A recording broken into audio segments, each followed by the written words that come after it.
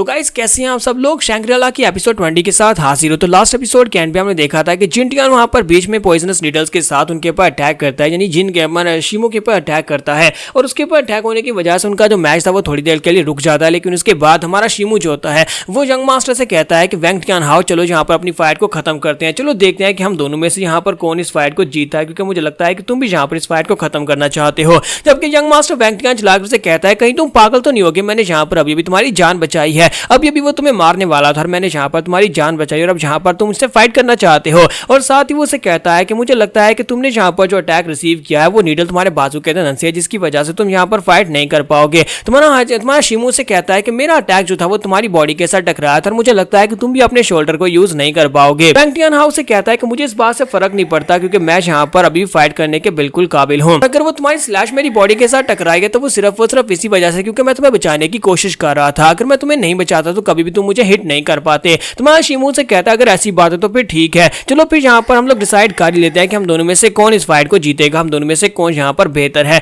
तो तुम मुझे लगता है कि तुम भी यहाँ पर इस फाइट को खत्म होता हुआ देखना चाहते हो, तुम देखना चाहते हो कि हम दोनों में से कौन यहाँ पर जीतेगा। तो हमारा शिमो से कहता है कि सिर्फ एक मूव को यूज करेंगे, तो वो उसे कहता है हाँ क्यों नहीं, चलो फिर देखते हैं, एक एक मूव को दोनों यूज करते हैं और देखते हैं कि कौन यहाँ पर इस मूव में जीत पाता है। और इसी के साथ उसे कहता है कि मैं यहाँ पर अपनी स्ट्रॉन्गेस्ट मूव को यूज करने वाला हूँ, ये मेरा अल्टीमेट मूव होगा जिसे 6 ओवरलैपिंग फ्लेम स्ट्राइक कहा जाता है। अगर तुम इस स्ट्राइक को यहाँ पर ब्लॉक कर पाए तो मैं खुद ब खुद यहाँ पर अपनी हार मान लूंगा, मैं तुम्हारे सामने और ज्यादा फाइट नहीं करूंगा। इसी के साथ ही वेंग टियानहाओ जो था अपने बाले को वहां पर घुमाकर उसके ऊपर अटैक करता है और उसकी फायर के साथ वहां पर एक फायर का ड्रैगन बन जाता है। दूसरी तरफ से हमारा शिमो जो था अपनी तलवार लेकर उसके ऊपर अटैक करने के लिए आगे बढ़ता है और उसके ड्रैगन को वहां पर ब्लॉक करने लगा है। तुम्हारा शिमो वहां पर अपनी गेल आर्ट को यूज करते हुए उसके मूव्स को यूज करता है। जब उसके मूव को यूज करता है उसके अंदर से बहुत सारी स्ट्राइक्स निकलती हैं और उसका मास्टर भी ये देखकर काफी हैरान होता है और वहां पर वो स्लैशेस जो होती हैं ऊपर की तरफ एक बवंडर की तरह ऊपर की तरफ जाती है जहां पर वो ड्रैगन की बॉडी को कवर करती हैं। दोनों वहां पर अपना पूरा जोर लगा रहे होते हैं और आसपास के सभी लोग अपने आप को कवर कर रहे होते हैं क्योंकि धमाका जो होने वाला है वो बहुत ज्यादा पावरफुल होगा। और इसी के साथ ही दिखाता है कि ड्रैगन जो होता है वो तबाह हो जाता है, ड्रैगन वहां पर से डिस्ट्रॉय हो जाता है। ड्रैगन के डिस्ट्रॉय होने के बाद यंग मास्टर वेंग टियानहाओ जो होता है पीछे की तरफ गिर जाता है और उसका बाला भी टूट जाता है। और उसका बाला टूटने के बाद वो कहता है कि तुमने ये कैसे किया, तुमने मेरे भाले को तोड़ दिया। यहाँ पर मेरे सबसे अल्टीमेट मूव को यहाँ पर हेड ऑन फेस किया और इसको ब्लॉक कर लिया। और इसी के साथ ही हमारा शिमो से कहता है कि मुझे लगा ही था कि मैं यहाँ पर इस अटैक को ब्लॉक कर सकता हूँ, इसी वजह से मेरी इंप्रूवमेंट पहले से काफी ज्यादा बेहतर हुई और मैं स्किल्स के मेरे जो तलवारबाजी के स्किल्स है वो भी काफी ज्यादा बेहतर हुए हैं, इस वजह से मैंने यहाँ पर तुम्हारे अटैक्स को ब्लॉक कर लिया। और वेंग टियानहाओ से कहता है कि तुमने यहाँ पर अपने ब्लेड के साथ 7 स्लैशेस लगाए, इसका मतलब है कि तुम्हारी गेल ब्लेड आर्ट जो पहले से काफी ज्यादा बेहतर होती जा रही है। और साथ ही वो कहता है कि मुझे लगता है कि मेरा जो मेटल का स्पीयर तुम्हारे सामने और ज्यादा नहीं टिक सकता, अगली बार अगर तुमसे फाइट करूंगा तो एक बेहतर स्पीयर लेकर आऊंगा। और इसी के साथ ही वो अपने स्पीयर को फेंक देता और कहता है जैसा मैंने तुमसे वादा किया था, ठीक है, मैं जहां पर इस फाइट के लिए हार मानता हूं, मैं सरेंडर करता हूं। और ये बात सुनने के बाद उसका मास्टर जल्दी से भागता हुआ आगे बढ़ता और कहता है कि टियानहाओ मेरे लिए रुको, मैं भी यहाँ पर आ रहा हूँ, चलो यहाँ पर से चलते हैं। और दोनों वहां पर से चले जाते हैं। जबकि जो अनाउंसर लड़की होती है वो कहती है कि तो यहाँ पर फाइनली फाइट खत्म हो चुकी है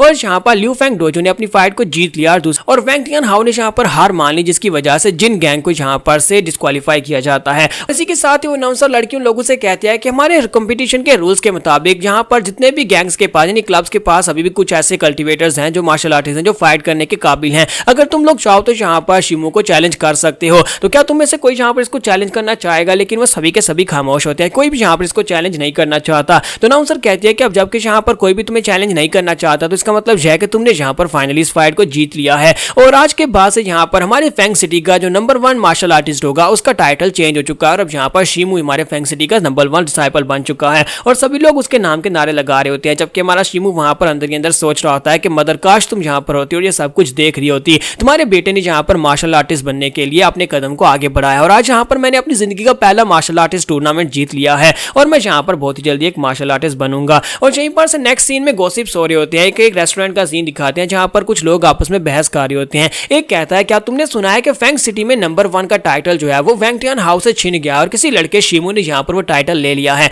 दूसरा उसे कहता है कि मैं उस लड़के शिमो के बारे में जानता हूँ, वो जिन फैमिली का एक लावारिस बच्चा है जो कि शी टिंग का बेटा था जो कि मिचवांगरू के गांव से यहाँ पर आया है। दूसरा उसे कहता है कि मैंने सुना है कि उस कंपटीशन के दौरान जिन टियान जो कि उसी के 5th अंकल का बेटा है उसने उसे मारने की कोशिश की। तो दूसरे वाला उसे खामोश करवा देता और कहता है कि तुम्हारा दिमाग तो नहीं खराब हो गया, इस तरह की बातें यहाँ पर पब्लिक में मत करो, अगर जिन फैमिली के लोगों ने ये बातें सुन ली तो वो तुम्हें मार भी सकते हैं। और इसी के साथ ही नेक्स्ट सीन जिन फैमिली का दिखाया जाता है जहां पर आंटी जैन जो होती है अपनी बेटी जाओजू से कहती हैं, बेटा क्या तुम वाकई में सच कह रही हो, क्या तुम्हारा हमारा बड़ा भाई शिमो इस वक्त हमारे फैंग सिटी का नंबर 1 मार्शल आर्टिस्ट बन चुका है। तो वो कहती है हाँ मदर, वो बिल्कुल यहाँ पर नंबर 1 मार्शल आर्टिस्ट बन चुका है। तो उसकी मदर उसे कहती है कि जैसा मैंने उसके बारे में सोचा था वो वाकई में वैसे ही आगे बढ़ा है, लेकिन मैंने यहाँ तक तो बिल्कुल भी नहीं सोचा था। तो जाओजू उसे कहते हैं कि मदर अब यहाँ पर हम लोग क्या करेंगे, जिनटियान का क्या करेंगे। तो उसकी मदर उसे खामोश करवा देती है और कहती है कि तुम्हें जिनटियान के बारे में सोचने की जरूरत नहीं है। जिनटियान ने जो कुछ भी किया वो बहुत ज्यादा गलत था, लेकिन हम लोग यहाँ पर जिनटियान के साथ ऐसा बुरा कुछ भी नहीं कर सकते क्योंकि वो हमारी फैमिली का एक हिस्सा है। क्योंकि उसने यहाँ पर शिमो के साथ उस हद तक वो सब कुछ बुरा नहीं किया, यानी कि उसे जान से मारा नहीं है। इसी वजह से हम लोग यहाँ पर उसे कड़ी सजा नहीं दे सकते।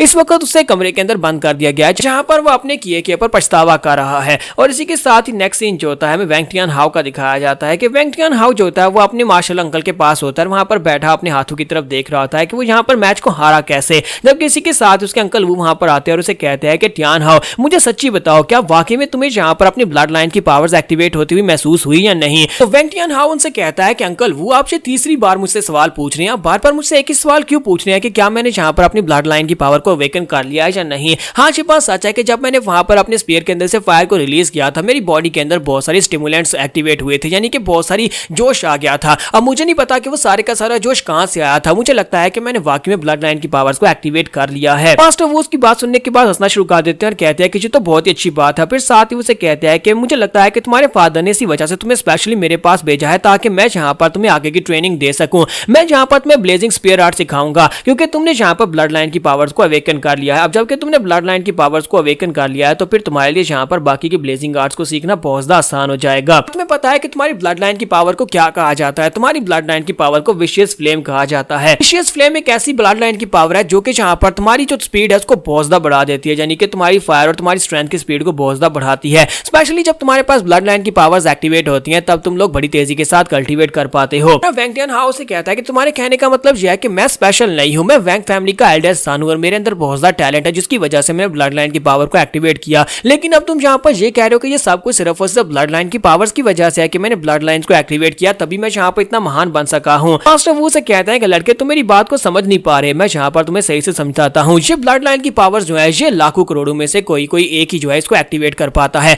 तुम्हें पता होगा कि हमारी फैमिली के अंदर 3 या 4 लोग ऐसे हैं जो कि इस विशियस फ्लेम ब्लड लाइन की पावर को एक्टिवेट कर पाए हैं। ये वाली जो ब्लड लाइन की पावर थी ये हमारे एंसेस्टर्स के टाइम से हमारे पास चलती आ रही है और नीचे आने वाली जनरेशंस में किसी किसी के अंदर ही ये अवेकन हो पाती है। जरा खुद ही सोचकर देखो तुम कितने ज्यादा गिफ्टेड हो, कितने ज्यादा टैलेंटेड हो कि तुमने यहाँ पर विशियस फ्लेम ब्लड लाइन को एक्टिवेट कर लिया है। साथ ही वो स्पीयर को उठाते हैं और उसे कहते हैं तो आज के बाद से मैं यहाँ पर पर्सनली तुम्हें टीच करने वाला हूँ। मैं यहाँ पर तुम्हें ब्लेजिंग स्पीयर आर्ट का जो दूसरा हाफ है उसको सिखाऊंगा, मैं उसकी मार्शल आर्ट्स को तुम्हें कंप्लीट करवाना सिखाऊंगा। और साथ ही उसे कहते हैं कि जब तुम यहाँ पर इसको कंप्लीट कर लोगे उसके बाद काइजुआन अकेडमी में एडमिशन तुम्हारे लिए बहुत ज्यादा आसान हो जाएगा क्योंकि वहां पर मार्शल आर्ट्स की प्रोग्रेस और साथ में ब्लड लाइन की पावर्स दोनों को देखा जाता है। यहाँ पर हम लोग अपनी एपिसोड 20 का एंड करेंगे और नेक्स्ट एपिसोड में हम लोग देखेंगे कि हमारे शिमो को उसकी जिंदगी का सबसे बड़ा झटका लगने वाला है। तो एपिसोड की एक्सप्लेनेशन अच्छी लगी हो तो कमेंट करके जरूर बताइएगा, वीडियो को लाइक करना मत भूलिएगा। Thank you.